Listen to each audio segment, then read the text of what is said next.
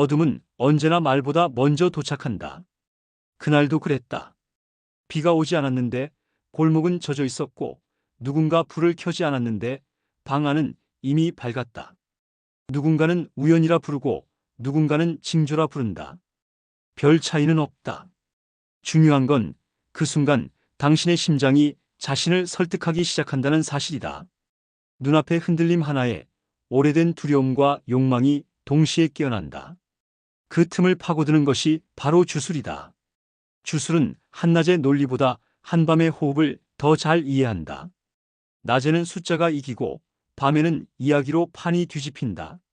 우리의 조상들이 바람의 방향과 물의 온도에 귀를 기울일 때 그건 무지 때문만이 아니었다. 살아남기 위해선 설명되지 않는 것을 잠시라도 받아들여야 했다. 그 받아들임이 의식이 되고 의식이 반복되면 믿음이 된다. 믿음은 언제나 한 걸음 앞선다. 이성이 뒤따라오며 이유를 만들어준다. 이 모든 과정을 한 장으로 묶어 부르는 말, 그것이 이 땅의 주술이다. 만약 누군가 오늘 밤 당신의 이름을 정확히 부르며 지금 이 자리에서 당신의 운명을 바꿔보겠다고 말한다면 대부분은 웃으며 넘길 것이다. 그러나 웃음 뒤에 아주 얇은 막을 걷어내면 누구나 마음속에 하나쯤은 꺼내지 못한 질문이 있다. 혹시 정말? 바로 그 혹시가 문이고 문턱이 낮을수록 발은 쉽게 넘어간다. 주술은 문턱을 낮추는 기술이다. 말의 리듬, 손의 움직임, 물과 불 냄새와 소리, 그리고 잠깐의 침묵. 사람은 감각으로 설득되고 설득된 뒤에야 이유를 찾는다. 이야기는 세 가지 질문으로 시작된다. 첫째, 왜 사람들은 주술을 찾는가? 둘째, 어떻게 주술은 사람을 붙잡는가? 셋째, 무엇이 남고 무엇이 사라지는가? 이 세 가지를 따라가다 보면 이 땅의 밤이 어떤 방식으로 스스로를 위로해 왔는지, 그리고 그 위로가 언제 구원에서 거래로 바뀌었는지 보이기 시작한다. 먼저, 왜 문제? 사람은 불확실성 앞에서 약해진다. 내일이 보이지 않을 때 사람은 오늘을 길게 늘리거나 아주 짧게 잘라 쓴다. 길게 늘리는 쪽은 기도에 가깝고 짧게 자르는 쪽은 도박에 가깝다. 주술은 그 중간에서 작동한다. 오늘을 붙잡아 내일의 흉내를 내게 하고 내일을 앞당겨 오늘의 해답처럼 보이게 만든다. 병이 나은 뒤에야 그 약이 들었다고 믿는 사람은 거의 없다. 약을 먹는 그 순간부터 이미 마음은 나아진다. 믿음이 먼저 도착하기 때문이다. 주술은 그 도착 시간을 극단으로 당긴다. 두 번째, 어떻게 문제. 주술은 크게 네 가지 감각을 사용한다. 첫째, 이름을 부른다. 이름은 사람을 가장 빨리 묶는 끈이다. 둘째, 리듬을 만든다. 북소리든 숨소리든 일정한 박자가 반복되면 뇌는 안정을 샌다. 셋째, 대비를 만든다. 아주 어두운 곳에 아주 작은 불빛 하나. 아주 조용한 방에 아주 작은 종소리 하나. 넷째, 침묵을 남긴다. 결정적인 순간의 침묵은 사람으로 하여금 자기 이야기를 스스로 덧칠하게 만든다. 그 공백에 각자의 두려움과 바람이 스며든다. 그래서 주술은 종종 맞는다. 정확해서가 아니라 사람 스스로 맞게 만든다. 셋째, 무엇이 남는가? 종종 비싸게 남는다. 누군가는 상처의 위로를 얻고 누군가는 상처 위에 가격을 매긴다. 위로는 공짜여야 한다고 믿는다면 이 세계는 견디기 어렵다. 그러나 가격이 붙었다고 해서 모두가 사기인 것도 아니다. 문제는 가격표가 아니라 거래의 방향이다. 당신이 두려움으로 지갑을 열었다면 이미 계산은 끝났다.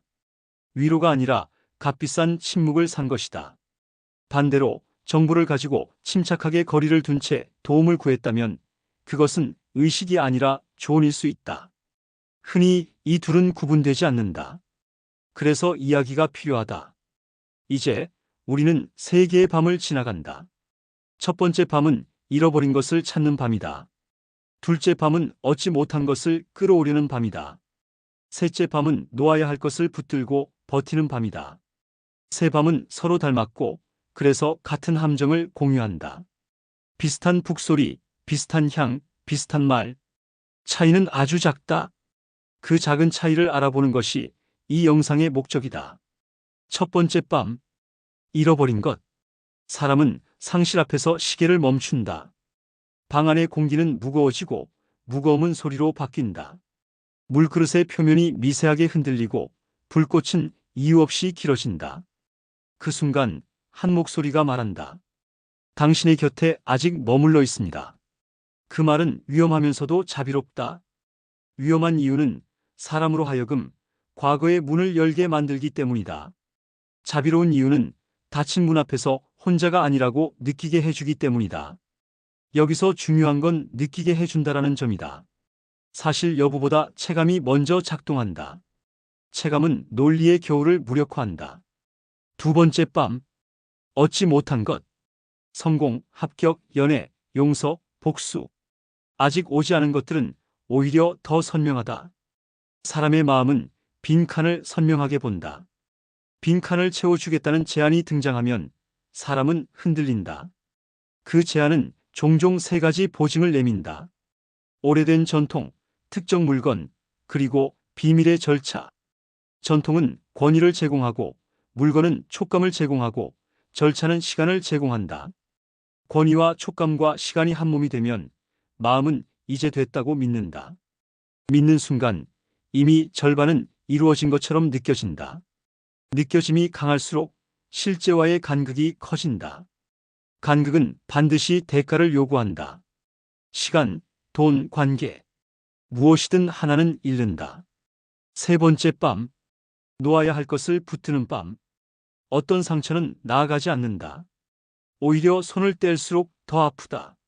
그래서 사람은 더 세게 붙든다. 이때 주술은 위로의 언어를 제공한다. 조금만 더. 이번이 마지막. 그 말은 마라톤의 마지막 물처럼 달콤하다. 그러나 마지막은 거의 오지 않는다. 마지막을 부르는 말이 반복되는 순간 그건 의식이 아니라 습관이 된다. 습관의 중심에는 공포가 있다. 공포는 자주 이유를 잊는다. 이유를 잊은 공포는 무엇이든 먹어치운다. 관계도, 돈도, 시간을 도. 여기까지 들었다면 한 가지 질문이 떠오를 수 있다. 그렇다면 우리는 무엇을 믿어야 하는가? 믿지 말라는 이야기가 아니다. 오히려 믿을 것을 고르는 훈련이 필요하다는 말이다. 첫째, 특정한 사람만이 할 수 있다는 문장을 경계하라. 사람은 독점에 약하다. 둘째, 지금 당장이라는 시간을 경계하라. 긴박은 판단을 흐린다. 셋째, 말하지 않으면 불행이 온다는 협박을 경계하라. 위협은 위로의 반대말이다. 넷째, 돈으로 안전을 살 수 있다는 약속을 경계하라. 돈은 안전을 사고 싶은 마음을 부풀린다. 이 네 가지 포인트는 주술이 아니어도 어디에나 통한다. 그래서 더 어렵다. 한편 이 땅의 주술은 단지 두려움을 먹고 자라지 않았다. 공동체의 기억을 보존하는 방식이기도 했다. 마을의 당산나무와 제이, 바람이 거세지면 올리던 비름, 아이의 이름을 부르는 노래. 그것들은 사기가 아니었다. 공동체가 서로의 불안을 나누고 나눈 불안을 의식이라는 이름으로 묶어놓은 문화였다. 문제는 문화가 장사가 되는 순간이다. 문화는 모두의 것이지만 장사는 누군가의 것이기 때문이다. 이제 어떻게 세부로 들어가 보자. 첫째, 확증 편향. 사람은 이미 믿고 싶은 것을 더 잘 보게 되어 있다. 주술이 제공하는 단서들은 대부분 열린 문장이다. 가까운 사람 중에 오래된 상처가 요즘 잠을 잘 못 자지 이런 문장은 누구에게나 맞는다. 사람은 그 문장을 스스로의 기억으로 완성한다. 둘째, 선택적 기억. 맞은 것만 기억하고 틀린 것은 지운다. 셋째, 사회적 증거. 다른 사람이 믿는 모습을 보며 자신도 안전하다고 느낀다. 넷째, 권위의 상징. 옷, 장식, 공간, 목소리. 상징이 단단할수록 말은 쉽게 믿어진다. 다섯째, 반복. 같은 말을 다른 말로, 같은 의미를 다른 순서로 반복하면 사람은 익숙함을 신뢰로 착각한다. 그렇다면 전혀 믿지 말아야 하는가? 아니다. 믿음은 인간의 기능이다. 다만 그 믿음을 어디에 둘 것인가가 문제다. 우리는 서로의 이야기를 믿어야 한다. 상처를 건네는 방식이 아니라 상처를 덜어내는 방식으로. 위로가 거래가 되는 순간을 경계하되 위로 자체를 거절하지는 말아야 한다. 이 균형이 이 땅의 밤을 가장 온전히 지키는 길이다. 이제 한 사람의 이야기를 꺼내겠다. 이름은 부르지 않겠다. 어느 도시의 모서리에서 장사를 하던 사람이다. 장사가 잘 되지 않자 그는 아무도 모르게 밤마다 작은 의식을 올렸다. 처음엔 촛불 하나였다. 다음엔 종이 한 장이 더해졌다. 그 다음엔 값비싼 상자가 등장했다. 상자는 약속이었다. 상자를 열면 일이 풀릴 거라는 약속. 어느 날 그는 상자에 모든 것을 넣었다. 그리고 기다렸다. 상자를 다시 열었을 때 들어있던 건 빈 공기와 무거운 침묵뿐이었다. 그제야 그는 알았다. 상자는 상자일 뿐이라는 것을. 그에게 남은 것은 상자를 믿은 시간과 그것을 권한 사람에게 보낸 메시지였다. 당신의 말이 아니라 내가 믿고 싶었던 나를 탓합니다. 그 말은 낙담처럼 들리지만 사실은 시작이었다. 책임이 내게로 돌아오는 순간 야간의 골목은 낮의 길로 바뀐다. 또 다른 사람의 이야기. 누군가는 아픈 가족을 위해 모든 것을 걸었다. 의학의 언어가 너무 차갑게 들릴 때 그는 따뜻한 말을 찾아 나섰다. 누군가는 그에게 소금을 권했고 누군가는 불을 권했다. 누군가는 물과 소리와 그림자를 권했다. 그는 해보았다. 해보는 것 자체가 그를 살렸다. 그러나 그가 진짜로 버틴 이유는 누군가의 말이 아니라 자기 안에서 조금씩 자라나던 책임감과 사랑이었다. 주술은 때로 방향을 가리키는 표지판이 될 수 있다. 그러나 길을 걷는 발은 본인의 것이다. 그 발이 멈추면 표지판은 아무 의미가 없다. 여기서 중요한 장면 하나. 어떤 이는 권력의 그림자 속에서 주술을 이용했다. 불안은 통제의 가장 쉬운 도구였고 주술은 그 불안의 모양을 주는 가장 쉬운 도구였다. 누군가는 주술을 믿었다기보다 주술이 만들어내는 침묵을 사랑했다. 침묵은 말이 필요 없게 만들고 말이 없어지면 질문도 사라진다. 질문이 사라진 곳에서 권력은 자란다. 그러니 우리가 지켜야 할 것은 믿음의 내용보다 질문의 권리다. 묻는 사람은 속지 않는다. 질문이 허락되는 공동체에서 주술은 문화가 되고 장난이 되며 때로는 위로가 된다. 질문이 금지되는 공동체에서 주술은 통치의 언어가 된다. 이제 조금 다른 결을 건드려 보자. 우리의 몸은 의식을 사랑한다. 같은 시간, 같은 자리, 같은 호흡. 반복은 안정을 준다. 그래서 아침에 차 한 잔도, 밤의 짧은 기도도, 일정한 스트레칭도 모두 일종의 주술처럼 작동한다. 차이는 투명성이다. 내가 무엇을 하고 있는지, 왜 하는지, 무엇을 기대하는지 스스로 아는가. 투명하면 루틴이 되고 불투명하면 의식이 된다. 루틴은 나를 키우고 의식은 나를 묶는다. 우리는 이제 마지막 질문으로 돌아온다. 무엇이 남는가? 좋은 주술은 결국 사라진다. 의식은 껍질만 남고 그 속의 두려움은 자연히 말라간다. 나쁜 주술은 끝까지 남는다. 이유 없이, 설명 없이 가격만 남는다. 둘을 가르는 기준은 단순하다. 당신이 점점 더 자유로워지는가 아니면 점점 더 의존하게 되는가. 자유 쪽이라면 계속해도 좋다. 의존 쪽이라면 멈춰라. 멈추는 것이 실패가 아니다. 멈추지 못하는 것이 실패다. 그러면 어떻게 멈출 것인가? 세 가지를 권한다. 첫째, 기록하라. 내가 들은 말, 내가 느낀 감정, 내가 지불한 것. 기록은 기억을 정직하게 만든다. 둘째, 비교하라. 같은 문제를 다른 방법으로 해결한 사람들의 이야기를 들어라. 비교는 확신의 열을 낮춰준다. 셋째, 나누라. 혼자 결정하지 마라. 가까운 사람과 상의하라. 나눔은 책임을 분산시키는 것이 아니라 책임의 방향을 고르게 한다. 이 대목에서 어떤 이는 묻는다. 그럼 당신은 믿지 않나? 믿는다. 사람을 믿는다. 상처를 지나온 사람의 말을 믿고 넘어지지 않으려는 몸의 지혜를 믿는다. 봄이 오면 얼음이 녹고 밤이 깊으면 새벽이 온다는 단순함을 믿는다. 그 믿음 위에 의식 하나쯤 올려두는 건 괜찮다. 다만 그 의식이 내 삶을 대신 살게 하지는 않겠다. 내 삶은 내가 산다. 주술이 아니라 책임이 나를 지킨다. 이야기를 시작할 때로 돌아가자. 어둠은 말보다 먼저 도착한다. 그러나 말이 어둠을 늦출 수는 있다.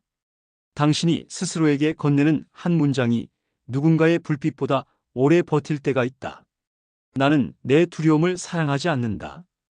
이 문장이 오늘의 주문이다.